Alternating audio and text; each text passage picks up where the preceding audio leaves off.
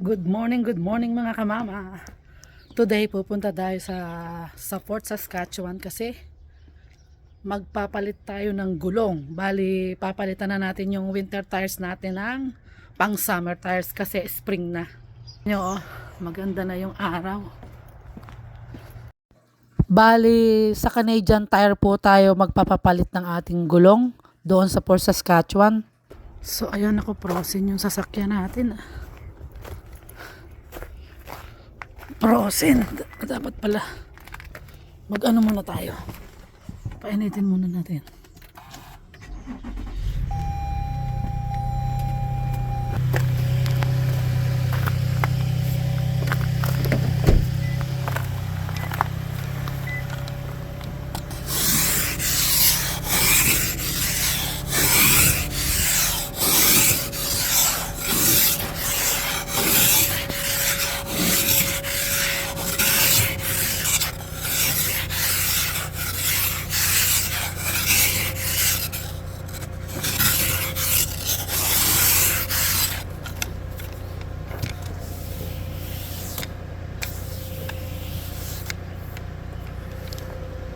Natin yung gulong kung nandito.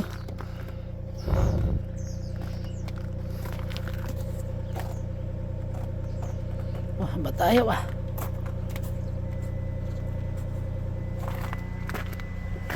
Ayaw.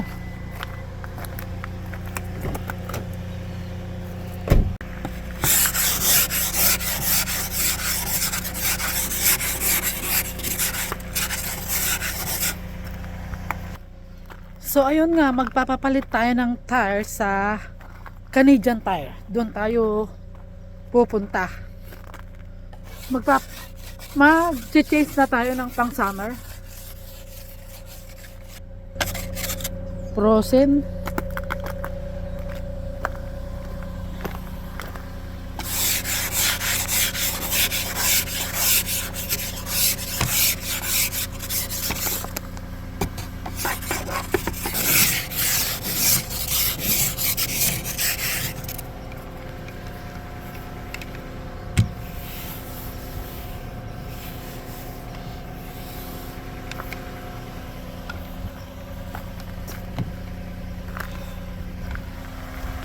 So ayun, yung gulong natin nasa likod na pala.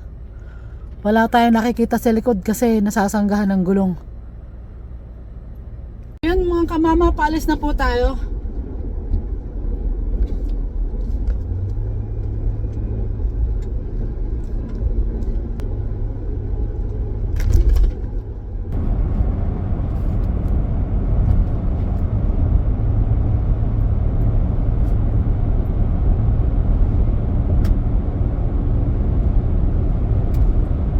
Kamama, nandito na tayo. Andito na tayo sa Canadian Tire. Yan. Kukunin natin yung ating bag kasi maggagala muna tayo. Kasi habang tayo nagpapapalit ng gulong, magdala tayo ng bag. Kasi para kung may mabili tayo diyan sa Walmart, may bag tayo. Alas 9 pa naman ang appointment ko, pero mas mabuti na yung maaga. So yun, pasok na tayo. Yung pasokan dito sa ay doon sa kabila, ay dito. Ito sa dito tayo sa auto parts service entrance. Dito tayo papark. Nako. So yan. So ayun, naibigay na natin ang susi sa gagawa. Maningin-ningin muna tayo dito sa loob.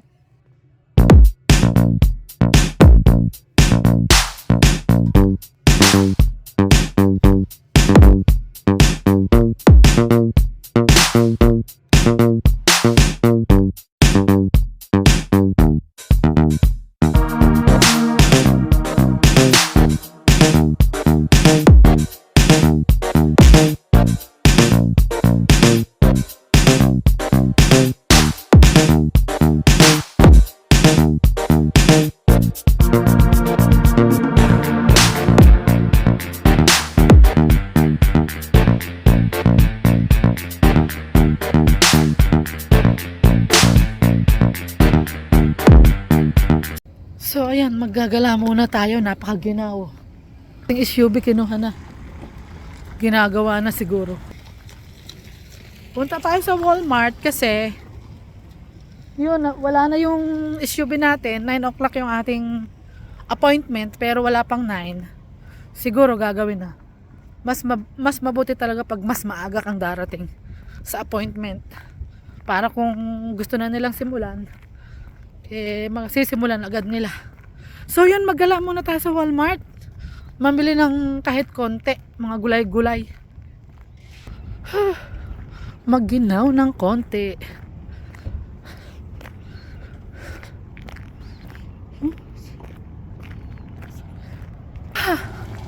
Pasok muna tayo sa Walmart. Magkape tayo sa kung bukas na yung McDonald's, magkakape tayo. Dito na yung mga lupa, nakalabas na, pang garden. Malapit na kasi, magsasummer na. Bali spring na ngayon mga kamama.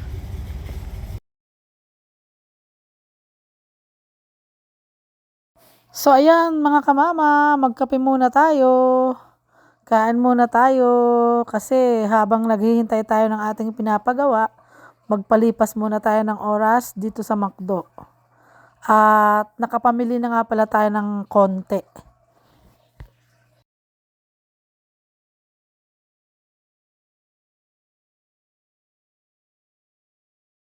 So yun, tapos na po tayong mamili. Konti lang, ayun nasa bag.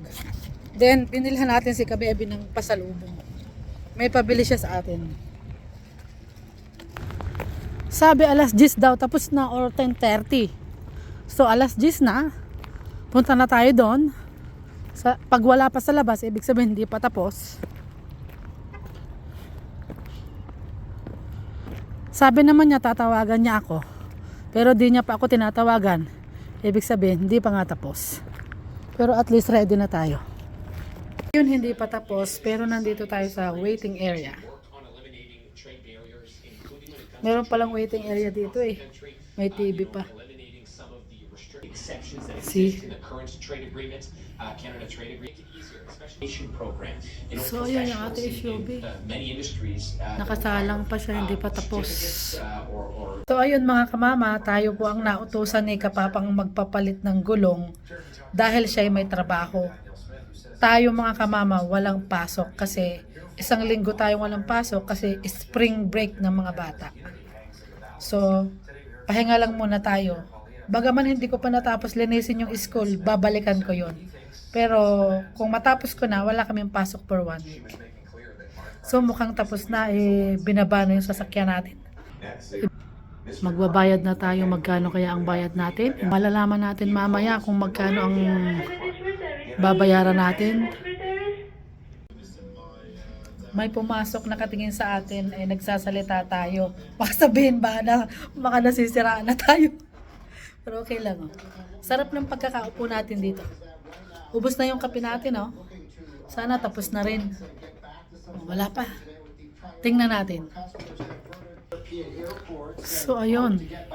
Andun pa rin. Sinilip na nung nakapula. Wala pa. Hindi pa yata tapos.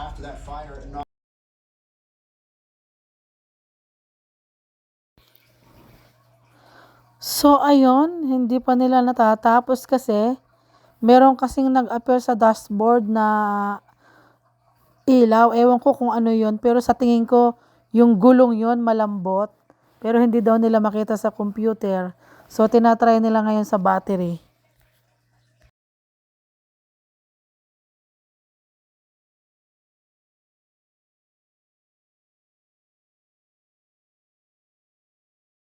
Wala, umalis na. Mukhang okay na. So ayan mga kamama, okay na yung sasakyan. Bali magbabayad na tayo.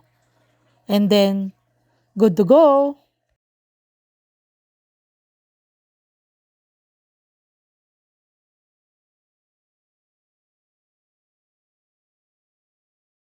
So ayun mga kamama, tapos na. Tayo'y pauwi na. Bali 10:55 na. Naghihintay na si Kabebe sa atin. Pauwi na po tayo mga kamama. So yan.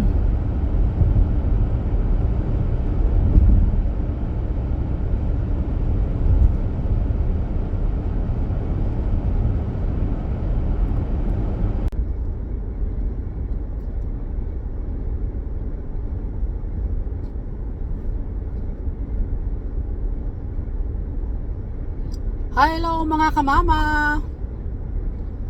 Pauwi na tayo.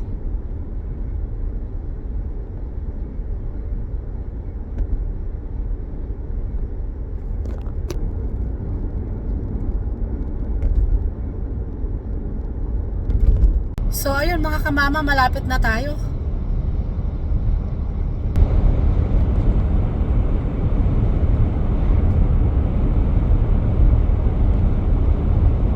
Wala yung mga baka natin kasi ubos na yung mga pakain. Naubos din. Napakadamit, napakalawak, naubos din.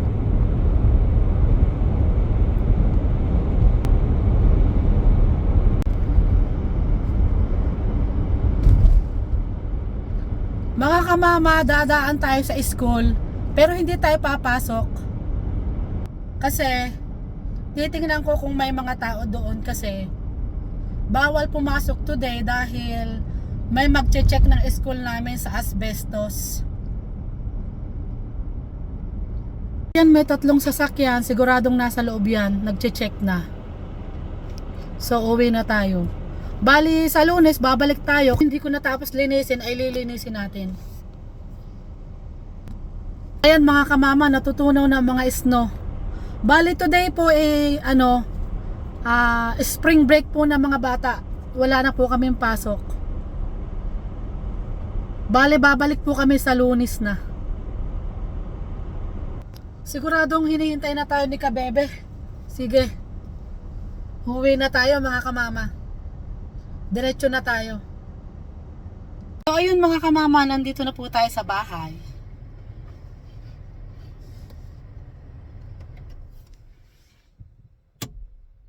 Ang binayaran po natin ay 150.93. Ang binayaran natin sa pagpapalit ng ating tires, ng summer tires. Kasi dito sa Canada, pag winter, kailangan palitan mo yung gulong mo ng pang winter. Bagaman yung gulong na ipinalit dito, all season yon.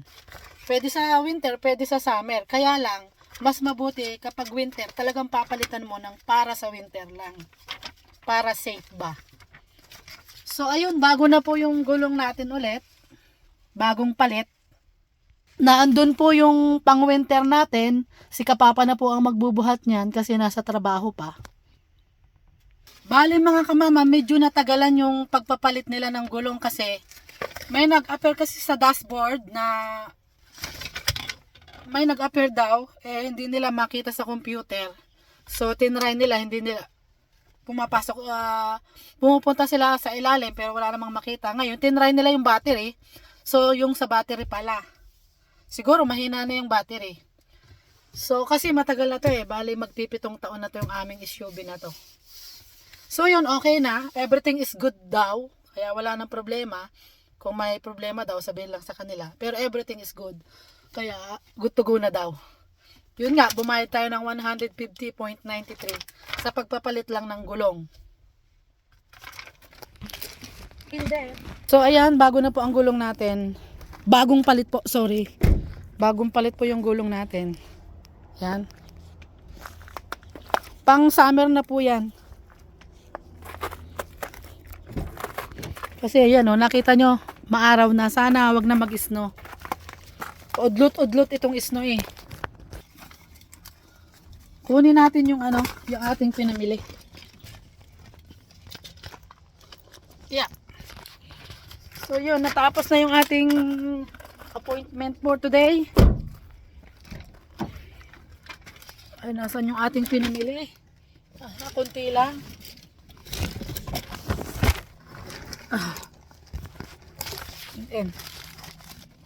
Aray ko.